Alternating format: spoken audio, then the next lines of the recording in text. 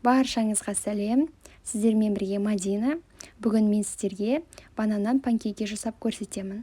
Ол үшін менің YouTube каналыма тіркелуді ұмытпаңыздар. Ең алдымен видеода көрсетілгендей бананымызды турап алып ыдысымызға салып аламыз. Және де егерде сіз көп жасағыңыз келсе, онда 2 кружка сүт қосасыздар.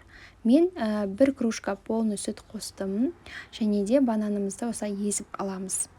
Миксермен араластырамыз, және сүттің мөлшеріне сай ұнымызды саламыз.